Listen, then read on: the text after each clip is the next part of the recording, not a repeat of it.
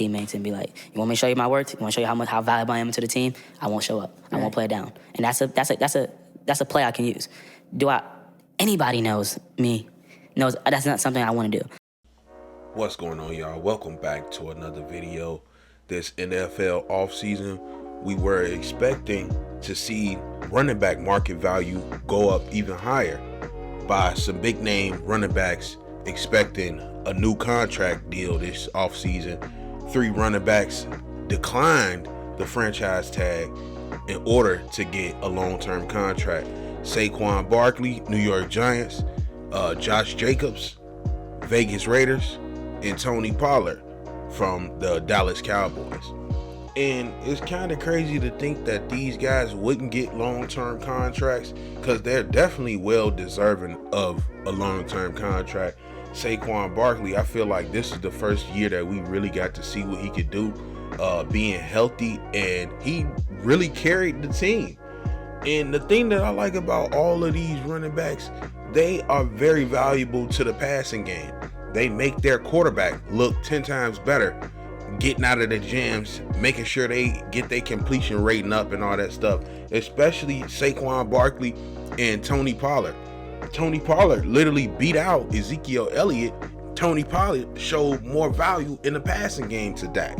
Behind every great quarterback is always a great running back. These guys are hitting almost at that 1,000 attempt mark, where running backs usually decrease once they get over 1,000 carries, or they're entering that 5th year. So Saquon Barkley is entering his sixth season, but he's looking to get that long-term contract along with Josh Jacobs. Josh Jacobs just ended his rookie contract, so he's looking to get a big deal. Matter of fact, all of these guys are leaving their rookie deal, and they just kept accepting that 1+1 year on the contract. And then nowadays you have 3 or 4 running back rotations, and you don't need to really draft a running back first or second. The last person that got drafted high in the draft was Saquon Barkley at 2. You can get a running back in the 7th round. You just seen what the Chiefs just did with Pacheco. That's another reason why the market is down, I feel like, or the need for him isn't there. You see, with quarterbacks, all you just need to do is have one great season. Not trying to downplay Jalen Hurts this year, but all you gotta have to do is at least get your team to the Super Bowl, and you will get a monster contract like these quarterbacks. But for some reason, running backs aren't getting that same love that quarterbacks do, and I want to say they are almost more valuable than the quarterback. You see, they giving these receivers getting paid bread. You know what I'm saying? So why not get the running backs up there? But they're saying at that 1,000 mark, they start to show some decrease, and you don't really see a running back after 6 years. And running backs are taking the most punishment on the team. I want to say that.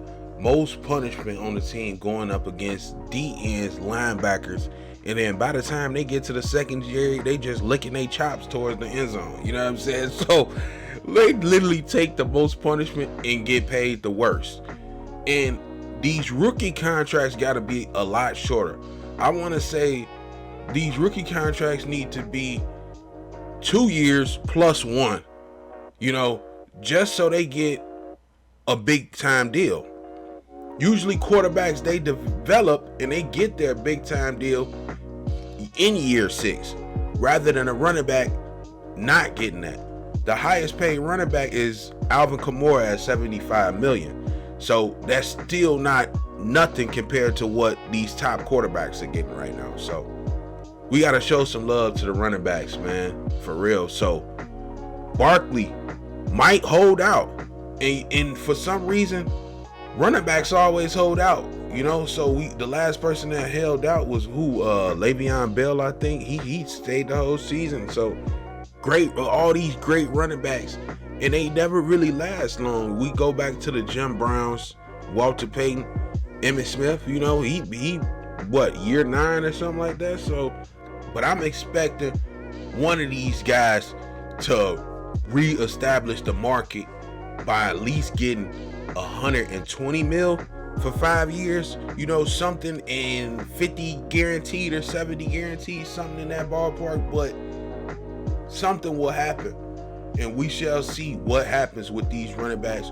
Where will they go? How long will these running backs sit out? Will they take a stand? Let me know in the comments, y'all. If you enjoyed this video, like, comment, and subscribe.